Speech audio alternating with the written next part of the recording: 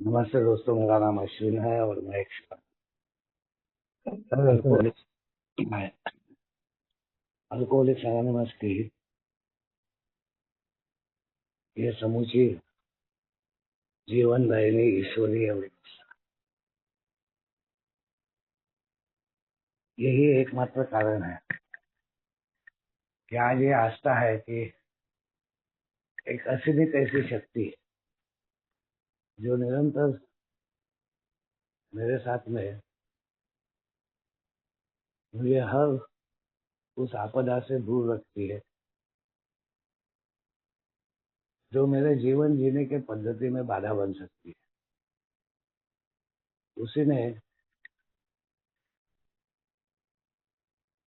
मेरा जीवन संभाला हुआ है और उसी के वजह से मैं अपना जीवन बड़े आस्था के साथ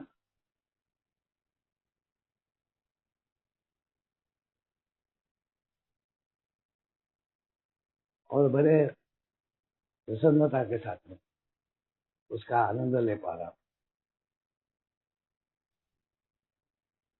आप सबसे एक गुजारिश है मेरी कि अपनी आंखों को थोड़ा देर बंद कर दीजिए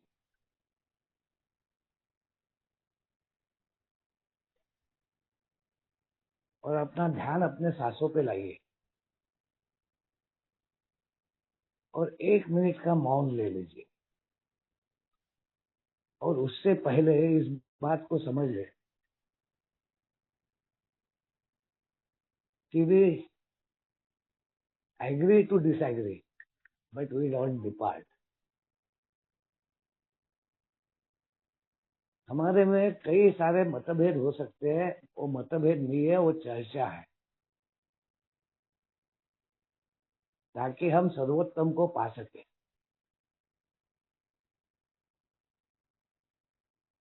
और इसलिए थोड़ा शांत हो जाइए और कुछ एक सवाल जो कई सालों के बाद में मेरे जहन में आए थे, वो सवाल मैं आपके सामने रखने की कोशिश करूंगा। जी संजय भाई, 1 मिनट का मौन। दोस्तों, 1 मिनट का मौन, ये मौन किस प्रकार से रहेगा, थोड़ा सा मेरे शब्दों की तरफ ध्यान दीजिएगा। आप जहां भी हैं, जैसे भी हैं, जिस भी स्थिति में हैं, यदि संभव हो तो एक जगह आराम से बैठ जाएं और कुछ समय के लिए अपनी आंखों को बंद कर लें और अपने श्वास की तरफ अपने मन को लेकर जाएं। मन भटकेगा, उसे वापस अपने श्वास पर केंद्रित करने का प्रयास करें।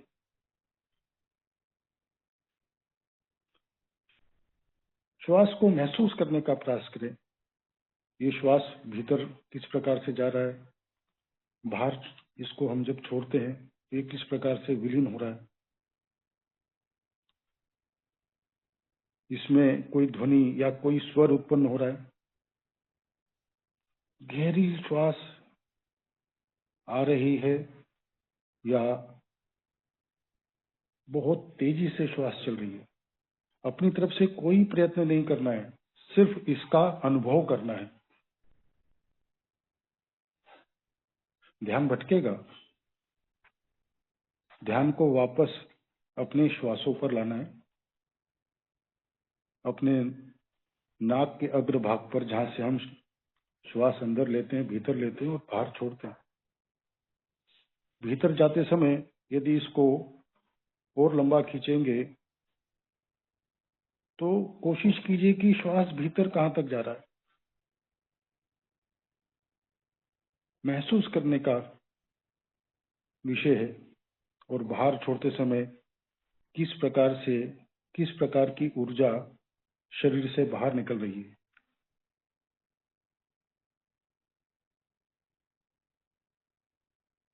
अपने हृदय की गति को सुनने का प्रयास कीजिए, ये बाहर के शोर बंद कर देगा। ये स्पंदन क्या कह रहा है? किसी प्रकार की मन में कोई घबराहट है, कुछ ऐसा है जो तकलीफ दे रहा है, या एकदम शांत गति से धड़कने मधुर ध्वनि के साथ सुनाई दे रही है?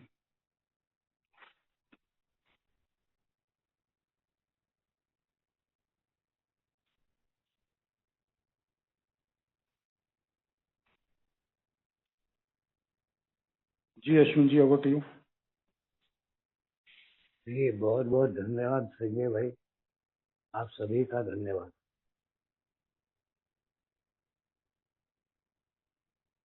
न्याय प्रक्रिया में जब कोई कन्विक्शन होता है, सजा दी जाती है,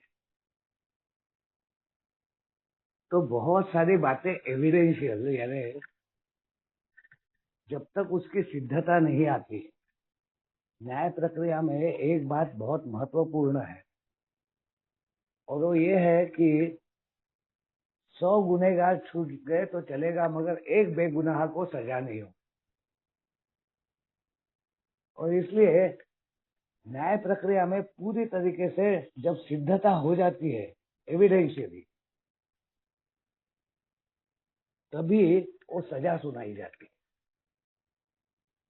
वो सजा के रूप में जो दी जाती है, वो उसके गुनाहों का परिमार्जन रहता है, वो सजा नहीं रहती, ताकि वो पुनश्च एक नागरिक करके समाज का फिर से एक हिस्सा बन सके। ऐसे कई उदाहरण हमने देखे।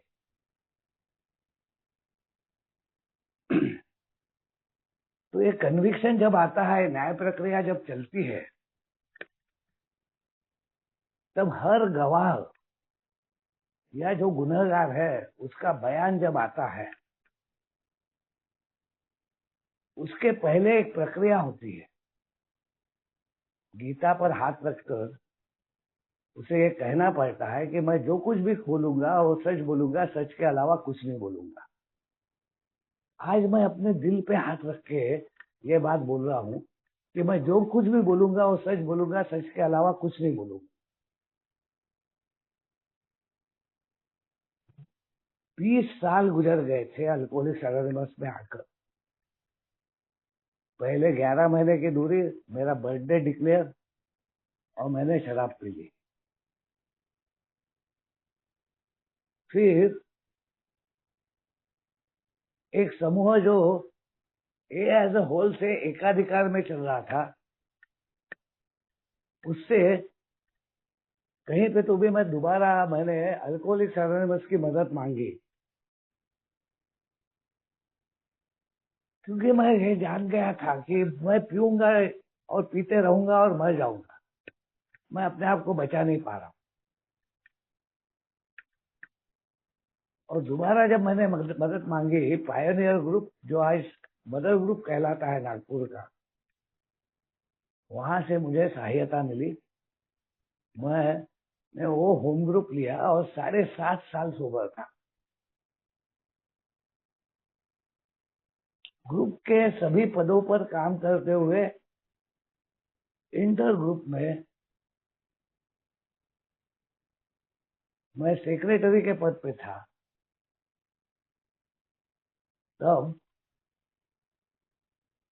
मेरे साथ में जुड़े हुए एक व्यक्ति के साथ में, जो अल्कोहलिक्स एनोनिमस का सदस्य था और ड्रग एडिक्ट भी था, उसके द्वारा मुझे ये बात कहने में आई कि आप फार्मासिस्ट हो और इलेक्ट्रॉनिक्स का बिजनेस कर रहे हो। क्योंकि मेरी आदतों में फर्क नहीं गिरा था, मैं खुलकर किसी के सामने नहीं आया था। ऐसा प्रतीत होता था कि मैं इस कार्य पद्धति पर पूर्णतः काम कर रहा हूँ।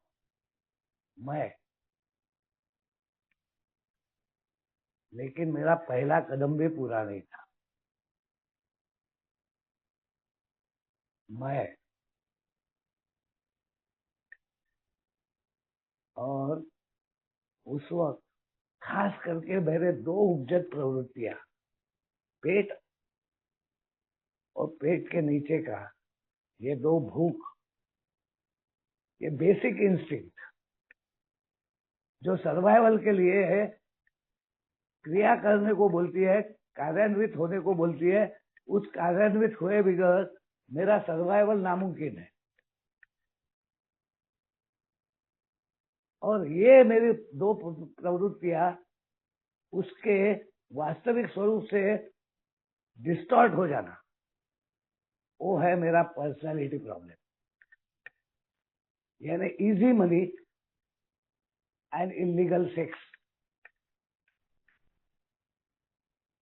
या मेरे सेक्स के प्रति के या अन्य स्त्रियों के प्रति के सिर्फ एक वस्तु के रूप में देखना, और उसके वजह से 7.5 साल के बाद में फिर से दोबारा अपनी पुरानी आदतों में जाने के कारण, और वो पूर्व धारणाएं थी, वो पहले से मेरे बम्बई आने के लिए जब मैं निकला था वहां से लाइसेंस वगैरह लेने के लिए, तब से वो प्रीऑक्युपेशन था, वो खेलने का जुनून था, फिर से एक बार वो ट्राई करने का जुनून था।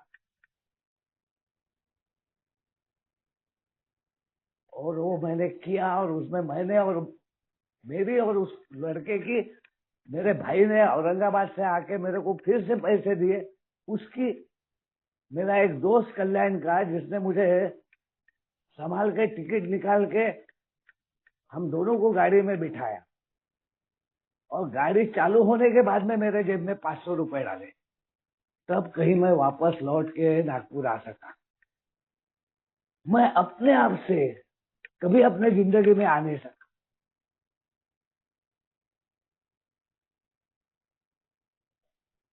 फिर तो मेरा विश्वास ही टूट गया था।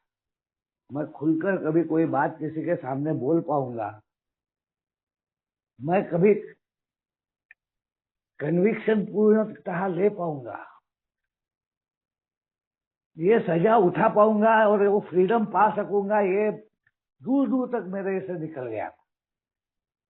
4.5 साल, उसके बाद में फिर 1 साल हो जाता था, 2 साल कंप्लीट नहीं कर पाता था।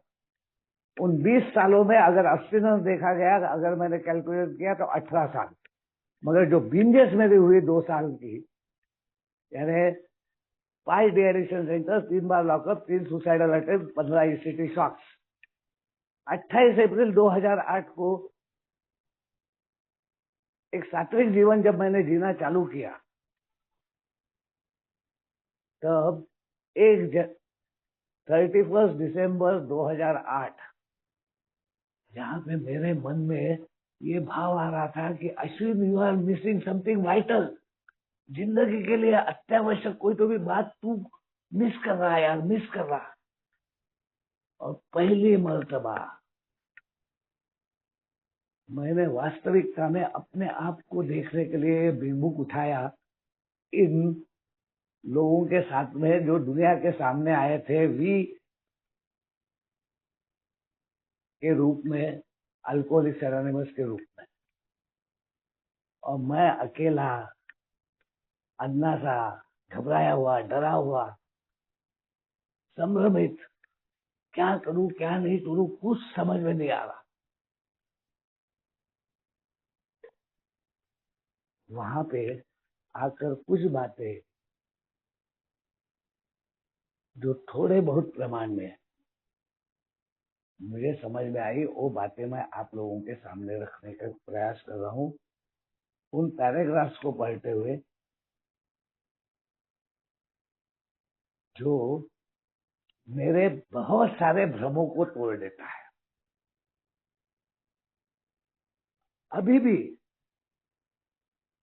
भी आप सब लोग जो यहाँ पर है, मैं आपसे एक ही सवाल पूछना चाहता हूँ। कितने लोग ये मानते हैं कि वो अपना चौथा कदम, यानी मैं अपना चौथा कदम कर लिया हूँ या कर रहा हूँ? प्लीज हाँ बोलिए। जो समझते हैं मैं कर रहा हूँ, कर लिया हूँ, कर रहा हूँ, कर रहा हूँ। और मेरा अनुभव ये कहता है कि मैं कर नहीं सकता। जी। मेरा अनुभव ये कहता है कि मैं कर नहीं सकता, मेरे में उतनी हिम्मत ही नहीं है। ये मेरे से करवाया जाता है या ये मेरे लिए किया जाता है, मेरे को दिखाया जाता है अपने किए हुए चौथे कदम के द्वारा। ये मेरे को दिखाया जाता है, तब मेरे में हिम्मत आती है खास करके इन दो उपजत प्रवृत्तियों के बारे में बात करने की, क्योंकि वो होने के बाद में हम के कारण मैंने करीबन कई सारे लोगों के साथ में, जिनके नाम में मेरे पास में है मगर जिनसे आज मेरा संपर्क भी नहीं है, सिर्फ एक शॉर्ट पीरियड के लिए 2 घंटा 3 घंटा बात करके उनके ये दो उपजत प्रवृत्तियों के लिए भगवान ने मेरे को कुछ उपयोगिता दी। आज वो स्वस्थ है, जो कई दिनों तक उसमें घुटते हुए थे, अटके हुए थे, खास करके इजी मनी और जुआ किसी भी प्रकार का हो या इलीगल सेक्स। ये दो बातें खुलकर किसी के सामने बोलना, ये मैं बोल सकता हूं मैं आलसी हूं, मैं टालम मटोल करता हूं, मैं झूठ बोलता हूं, मगर मैंने क्या क्या कहाँ कहाँ उंगलियां डाली है, किस किस प्रकार से मेरी स्त्री के तरफ देखने के नजरिया है, इजी मनी के लिए मैंने कैसे कैसे धोखे किए हैं, पैसे को लेकर मेरे कैसे व्यवहार थे, ये बात बोलना बहुत हिम्मत लगती है। और ये हिम्मत मेरे में नहीं है जब तक कोई अपने जिंदगी का वो बात मेरे सामने खुलकर मेरे सामने रखकर, that is where it was shown to be, वो है वो वास्तविक पहला संबंध बनना विश्वास का। मैं ईश्वर पर भी भरोसा नहीं करता, मैं ईश्वर को भी नहीं मानता। अगर कोई समझ रहा है कि थर्ड स्टेप लेके उसका ईश्वर से संबंध बन गया है, वो ईश्वर को मान रहा है, तो ये भी भ्रम है, क्योंकि पहली स्टेप बोलती है कि मैं नहीं कर सकता। और इसका उदाहरण बिल साहब का, अपने पर सहानुभूति के दलदल में पेज नंबर 8, जब वो पूरी तरीके से टूट गया है ऑलरेडी, अपने पर सहानुभूति के दलदल में फंसा हुआ मैं ऐसा अकेलापन और निराशा महसूस कर रहा था जिसे शब्दों में बयान नहीं किया जा सकता। मैं चारों तरफ से रेत के दलदल में फंस रहा था। मुझे मेरे से अधिक ताकतवर प्रतियोगी मिल गया था। ये शराब के रूप में ये प्रतियोगी दिखता है, मगर वास्तविकता में ये मेरा जो बेसिक सर्वाइवल का इंस्टिंक्ट है, उसके लिए मेरे को दिए गए जो दो उपजत प्रवृत्तियां हैं,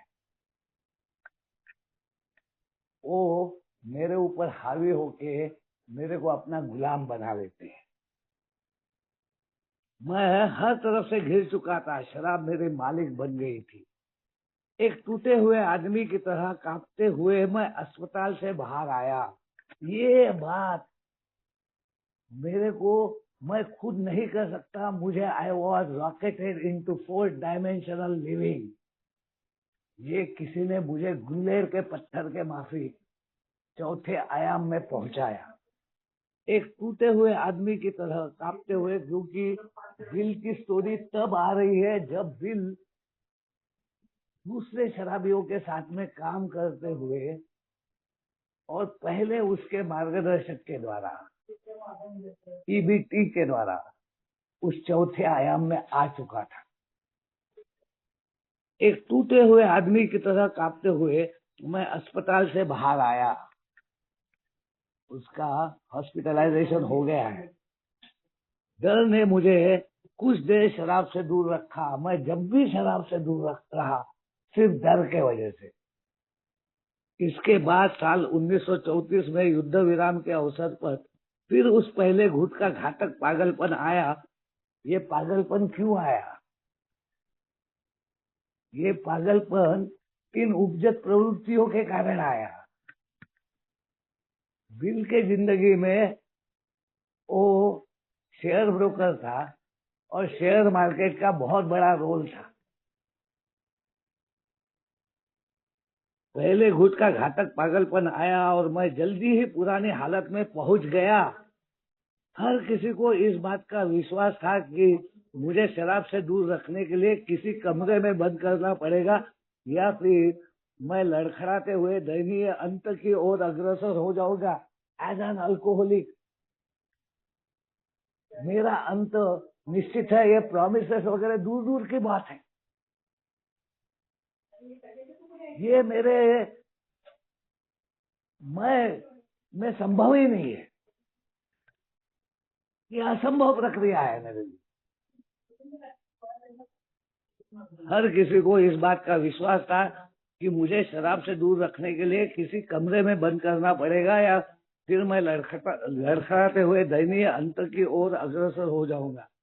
सुबह होने से पहले कितना गहरा अंधेरा होता है, वो अंधेरा उस वक्त मैंने महसूस किया।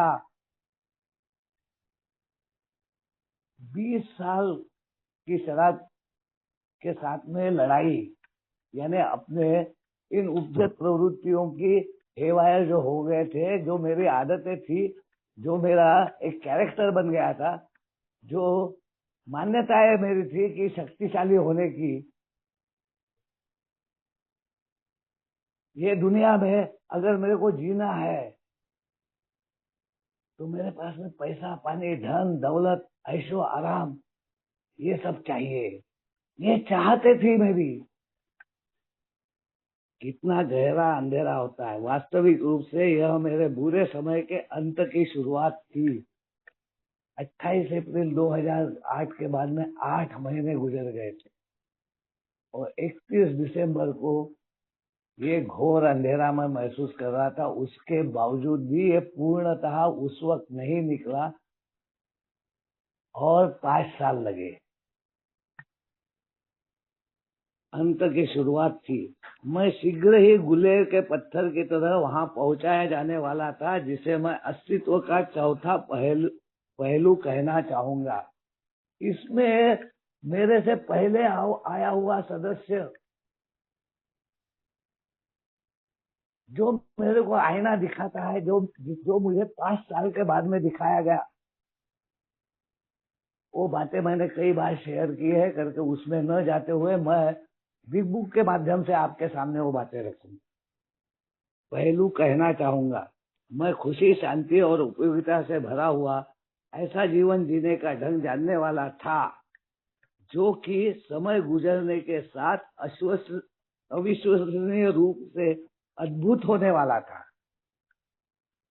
That stage has come when I can't, ये पूर्णतः एस्टेब्लिश हो जाता। मैं कर ही नहीं सकता कुछ भी। इसके आगे की प्रक्रिया मेरे द्वारा नहीं, ईश्वर तेरे द्वारा होने वाली है। I am the observer.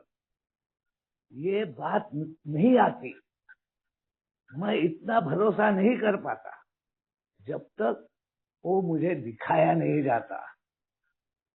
वो भरोसा मेरा इस 5वें कदम में, पहला रिलेशनशिप मेरा मेरे साथ, मेरे खुद के वास्तविक जीवन के साथ, सही स्वरूप के साथ, ईश्वर के साथ और अन्य व्यक्ति के साथ।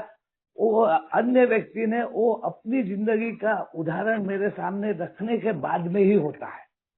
ये मेरा अनुभव है।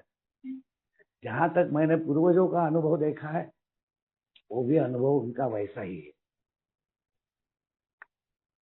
इसलिए डॉक्टर बॉब के स्टोरी में डॉक्टर बॉब बोलते हैं कि ऐसा क्या था जो इस व्यक्ति ने कहा।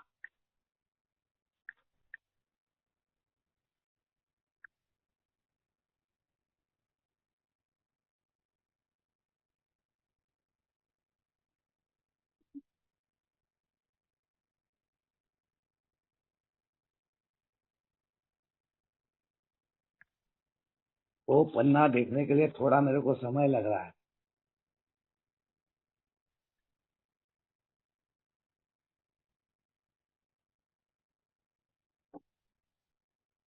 वो पन्ना है 175। एक प्रश्न जो स्वतः आपके दिमाग में आएगा कि उस व्यक्ति ने ऐसा क्या कहा। यहाँ पे डॉक्टर बॉब उस बात को, कितना भी ऑक्सफोर्ड ग्रुप से जुड़ा हुआ था, वो आस्तिक था, वो भगवान को मानता था,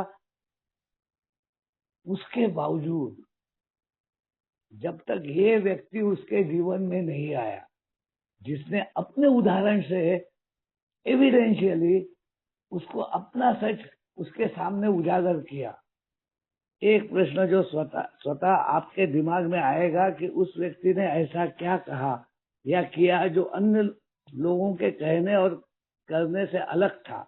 यह बात याद रखनी चाहिए कि मैंने शराबीपन के बारे में बहुत अध्ययन किया था और हर उस व्यक्ति से चर्चा की थी जो इस बारे में परिचित था, जो यह सोचते थे कि वह शराबीपन के बारे में सब कुछ जानते थे, पर वह व्यक्ति था जिसको कई वर्षों की भयानक ढंग से शराब पीने का अनुभव था और जिसे शराबियों द्वारा किए जाने वाले सारे अनुभव किए थे, परंतु वह अब उसी ढंग से ठीक हो चुका था जिसको लागू करने की मैं भी कोशिश कर रहा था, और वह था एक आध्यात्मिक मार्ग, 4 डायमेंशनल लिविंग। उसने मुझे शराबीपन के विषय में काफी जानकारी दी जो निश्चित ही बहुत सहायक साबित हुई। सबसे अधिक महत्वपूर्ण बात तो यह थी कि जितने भी लोगों से मैंने बातचीत की थी उनमें से यह पहला जीवित व्यक्ति था जिसको शराबीपन की बीमारी बारे में अपनी निजी अनुभव द्वारा जानकारी थी और उसको पता था कि वह क्या कह रहा है। सिर्फ शराब के वो अनुभव नहीं थे, वो इन खास जो मेरा सर्वाइवल इंस्टिंक्ट है उसके लिए दी गई हुई 2 उपजत प्रवृत्तियां हैं, उनकी बातें थी। दूसरे अर्थों में कहे तो वह मेरी ही भाषा बोल रहा था। उसके पास हर संभव उत्तर था और निश्चित ही उसने उन्हें किताबों में पढ़कर नहीं सीखा था।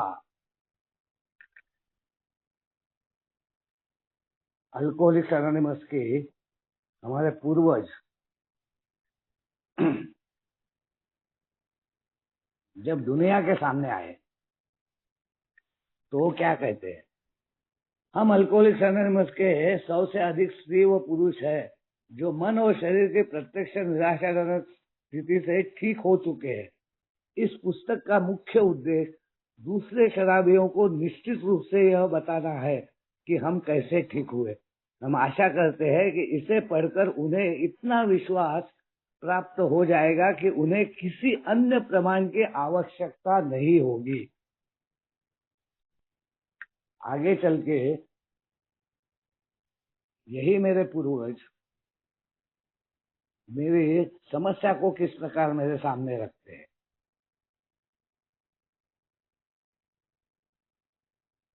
हम आज्ञेयवादी।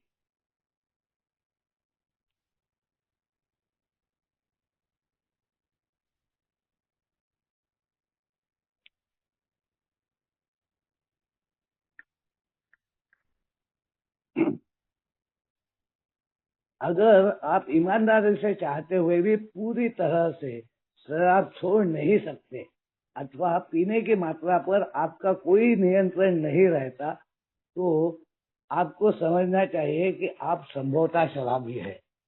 यहाँ पर मैं उस वक्त जब इसको पढ़ रहा था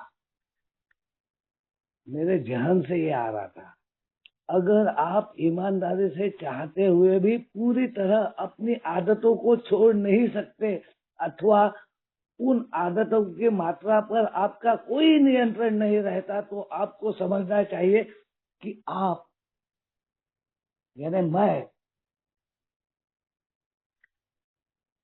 पूर्णतः मदद के बगैर, एक दूसरे व्यक्ति के सहायता के बगैर इस कार्य पद्धति से जो पूर्णतः अवगत है उसके बगैर मैं ठीक नहीं हो सकता, और इसलिए मैं भागा दौड़ा। ये कोशिश में था कि मुझे वो सहायता मिल जाए।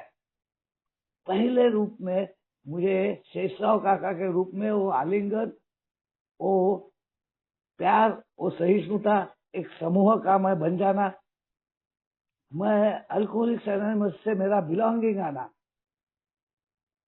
मैं अल्कोहलिक्स एनोनिमस से एक रूप हो जाना, इतना हो गया था। लेकिन अभी भी मैं 5 साल जो बचा ना, वो सिर्फ और सिर्फ 1 तारीख को मेरे जहन से ये आना कि अगर मेरे साथ में कोई शराबी मिलता है तो मैं शायद ये सफर जो 13-14 किलोमीटर का है वो जिंदगी का सफर होने वाला है, ये मुझे मालूम नहीं। मैं सिर्फ 13-14 किलोमीटर के सफर की बात कर रहा हूँ। वो सतीश जो आज इस दुनिया में नहीं है, और बाद में वो मुक्ति समूह का फॉर्मेशन होना, और बाद में वहां से मुझे उसी थाने में आना पड़ना जहां से मैं 82 में अपनी इन आदतों के वजह से लज्जित होकर, प्रताड़ित होकर,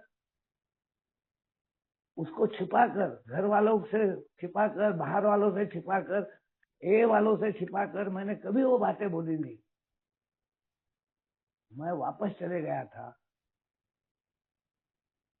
और बाद में 86 में 88 में मैं अल्कोहलिक्स एनोनिमस में आया। ए में आने के बाद में भी ये मेरी आदतें चालू रही, और उसका परिणाम वो पावर ऑफ अटर्नी की वाट लगा देना, और कॉर्नर ऑफ होके मैंने अपने स्पॉन्सर के साथ में पास में जाना, और उन्होंने बोलना कि अश्विन अश्विन कुछ मत बोल, कुछ मत बोल, कुछ मत बोल, आ गले लग। थर थर कांपता हुआ, पसीने से तर, ठंडी के सीजन, और उन्होंने मेरे को गले लगा के अपने बाजू में बिठा के चाय पिला रहा, बोले देख मेरे जिंदगी का 10 साल के सोब्राइटी के बाद में का एक अनुभव, ये 2 उपजत प्रवृत्तियों को लेकर उन्होंने मेरे साथ में शेयर किया किस प्रकार वो, और मेरे से पहली बार बोले कि इसका मतलब क्या है कि मैं जाके शराब पीऊं।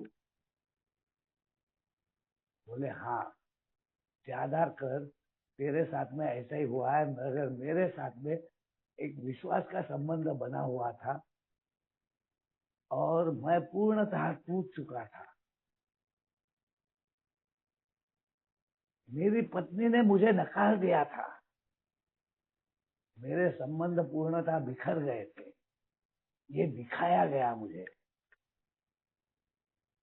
और मेरे मार्गदर्शक ने किस प्रकार मुझे वो दूसरी बाजू दिखाई। उसके पहले मैं फिर से आपको हम आज्ञावादी से मैं थोड़ा सा आगे लेके जाना चाहूँ।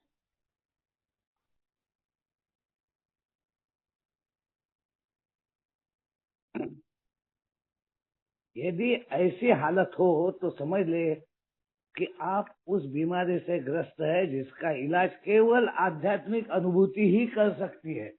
यानी जब तक मुझे वो आध्यात्मिक अनुभूति नहीं आएंगी, वो 4th डायमेंशन नहीं आएगा, मेरे दिल की धड़कनों को, मेरे आत्मा को, मेरे हृदय को गति देने वाली ऊर्जा नहीं आएगी,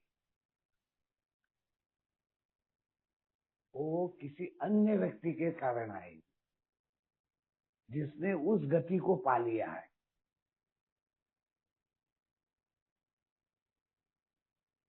और इसलिए वो कहता है पेज नंबर 46, शक्ति की कमी, क्योंकि ये मेरी दुविधा थी इस भौतिक जगत में। मेरे को ये आत्मिक, आध्यात्मिक ये बातें मालूम ही नहीं थी, कई साल गुजरने के बाद में भी। मैं सुनता था ये कार्यक्रम आध्यात्मिक है, मैं सुनता था एक आध्यात्मिक जीवन मार्ग है, मैं सुनता था प्रार्थना, ध्यान, ये सब बातें मैं सुनता था।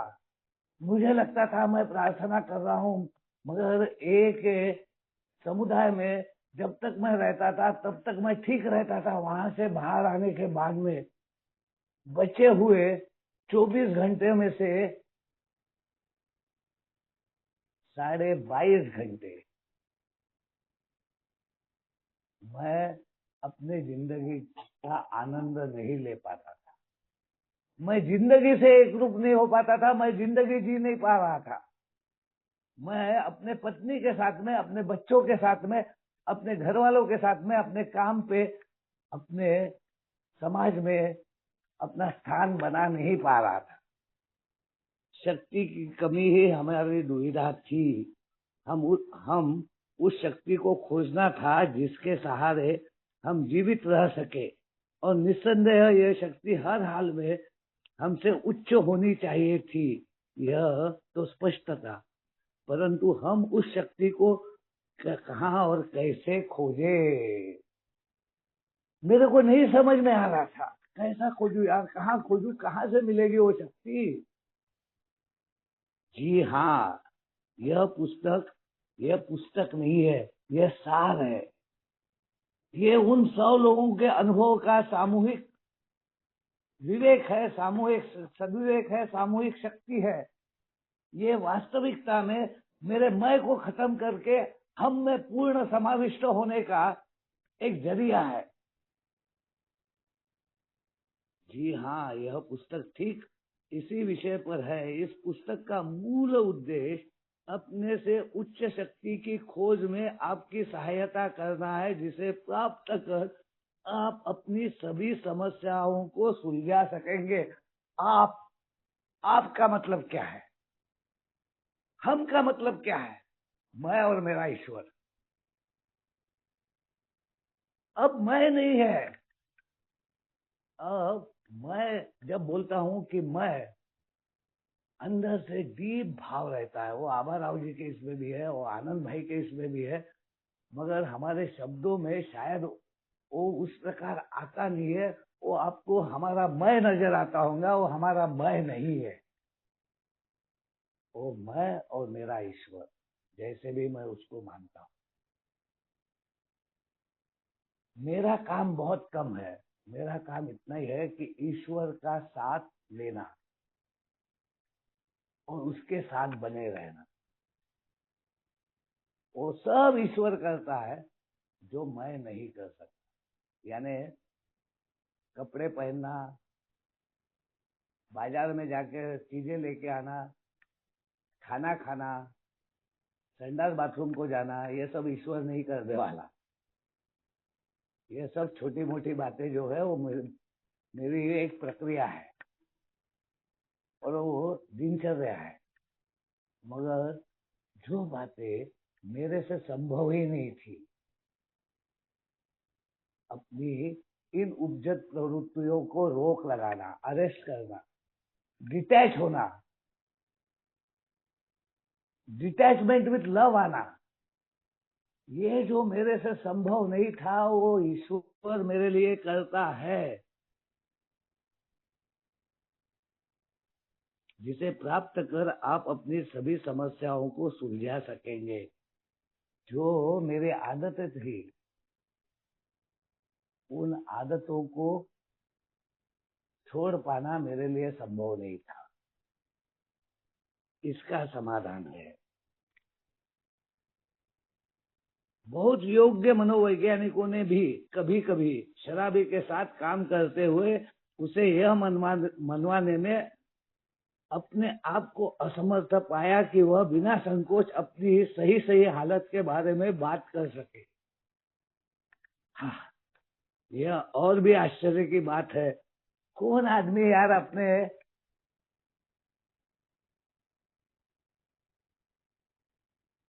ये पैसे पानी के इसके उसके लोचे जो उसने करके रखे हैं वो, और बचपन से डॉक्टर डॉक्टर खेलते हुए किए हुए उल्टे सीधे कामों को कौन कौन बोलने वाला है, किसके सामने बोलने वाला है। मैं तो नहीं बोल पाया। असमर्थ पाया कि वह बिना संकोच अपनी सही सही हालत के बारे में बात कर सके। यह और भी आश्चर्य की बात है कि मनोवैज्ञानिकों और डॉक्टरों की अपेक्षा पत्नियां, माता पिता और घनिष्ठ मित्रों को हमसे बात करना अधिक कठिन लगता है, परंतु एक भूतपूर्व शराबी जिसको इसका समाधान मिल चुका है और जो स्वयं के तथ्यों से भली भांति परिचित है, वह सामान्यतः कुछ ही घंटों में शराबी का पूर्ण विश्वास जीत लेता है। वह जीत लेता है। जब तक ऐसा तालमेल विकसित न हो तब तक शराबी की रोग मुक्ति के लिए कुछ विशेष प्राप्त नहीं किया जा सकता। यानी भगवान भी उतर कर मेरे सामने आ जाएगा ना, तब भी नहीं होता, तब भी नहीं होता। और ये जो प्रक्रिया है, ये प्रक्रिया में अब आप जाइए कार्यान्वित करना। क्या मैं जो बोल रहा हूं या मैं जो पढ़ रहा हूं उसके द्वारा आप 72 पेज पे कार्यान्वित करना, इसका ये सेकंड पैराग्राफ कि 5वां कदम की तरफ अग्रसर तो हो गए हम, ऐसा हमको लग रहा है। चौथा कदम हमने कर लिया है। अगर हम के साथ में है, अगर मैं के साथ में है तो नहीं हुआ है। फिर भी ये यहाँ पे कठिन क्यों है? यह शायद कठिन है विशेषकर अपने दोषों को किसी अन्य व्यक्ति के साथ साझा करना। कौन से दोष? दो उपजत प्रवृत्ति के हेवायर हुए। हम सोचते हैं कि इन दोषों को अपने आप में स्वीकार करके बहुत स्वीकार कर लिया, भीतर में जलते गया, टूटते गया, अंदर ही अंदर घुटते गया, मगर बोल नहीं पाया। परंतु इस बारे में संदेह है। वास्तविक व्यवहार में हमने पाया कि आमतौर पर अपने साथ ही लेखे जोखे की समीक्षा कर लेना अपूर्ण होता है। मैंने अपना लेखा जोखा भीतर से कई बार मैंने बाहर से बड़े निश्चय पूर्वक ये कहा कि मैं कसम खाता हूं, मैं अब दोबारा इस प्रकार व्यवहार नहीं करूंगा। यानी पीने के बारे में नहीं था, मेरे व्यवहारों के बारे में था, मेरे चाल चलन के बारे में था, मेरे कैरेक्टर के बारे में था, मेरे बर्ताव के बारे में था, मेरे पुरानी सोचों के बारे में था, मेरी पुरानी मान्यताओं के बारे में था। वो जो मान्यताएं शक्तिशाली होने की थी, और शक्ति की दुविधा ही मेरा सबसे बड़ा समस्या है।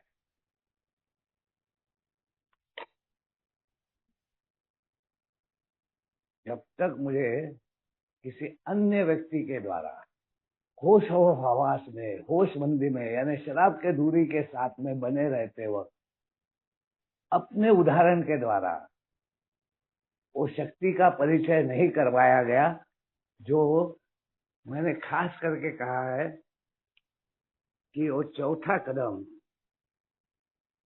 जहाँ पे वो सेक्स इन्वेंट्री होती है, यानी एक पन्ना पीछे जाकर पेज नंबर 70, इसको बड़े शांति से, बड़े आराम से फिर से ध्यान मग्न होके, क्योंकि यहाँ पर वो अनुभव है, यहाँ पे वो आत्मिक आध्यात्मिक अनुभव है। यहाँ पे हम की भाषा है, यहाँ पे मैं की भाषा अभी भी नहीं है। चौथा कदम करते वक्त ही वो अधूरा रह जाता है, वो पूरा नहीं होता। वो पूरा करने की प्रक्रिया दूसरे व्यक्ति के बिगड़ नहीं होती। 5वें कदम में अगर मैं सोचूंगा कि मेरे को दूसरा व्यक्ति लगता है, तो मेरे को पहले कदम से लेके अपने जिंदगी के 7वें कदम तक वहां वो मेरे को फ्रीडम दे देता है। वहां पे वो मेरे को दूसरे शराबी के साथ में और अपने जीवन के दूसरे क्षेत्रों में और अपने जीवन के सभी अंगों में विकसित होने के लिए वो भाग कि अब मैं वो प्रॉमिसेस पाने के लिए वो कष्टदायक प्रक्रिया में जाकर पेनफुली जाकर वो पेन उठाने की, वो दर्द उठाने की, वो पीड़ा उठाने की अब मुझे समझ में आता है कि वो कितना आवश्यक है, क्यों आवश्यक है, किस लिए आवश्यक है। अब मुझे व्यवस्था में जाना, वो ईश्वरीय गॉड गिवन प्रोविजन में जाना कितना आवश्यक है। बिना हवा के जैसे मैं जी नहीं सकता, वैसे बिना माँ बाप के, बिना संबंधों के, बिना पत्नी के, बिना बच्चों के, बिना इस समाज के मैं जी नहीं सकता। वो बात वहां पे आती। उसके पहले मेरे हिसाब से तो पूरी प्रक्रिया 1 से लेके 7 कदम तक, जब तक मैं हम का हिस्सा बन नहीं जाता, और हम का हिस्सा बनना यानी मेरा भगवान मेरे को लेके चल रहा है, इसका पूरा स्पष्टीकरण आ जाना, इसकी पूरी मान्यता आ जाना, इसका पूरा विश्वास भरोसा आ जाना, ये मेरी श्रद्धा बन जाना, ये बात। और करके इस पैराग्राफ को मैं संजय भाई से अनुरोध करूंगा कि संजय भाई पेज नंबर 70 का दूसरा पैराग्राफ, मैंने कई बार आपके साथ में इसको पढ़ा है, आप उस भाव को जानते हैं, उस भाव के साथ में आप इसको पढ़िए जी। और बहुत बहुत धन्यवाद। मेरे शब्दों से किसी को भी अगर कोई भी किसी भी प्रकार से कोई भी दुख हुआ हो तो मैं प्रत्यक्ष रूप से मिलकर उससे माफी मांगकर, पैर गिरकर उससे माफी मांगना चाहता हूँ। बहुत बहुत धन्यवाद जी संजय भाई।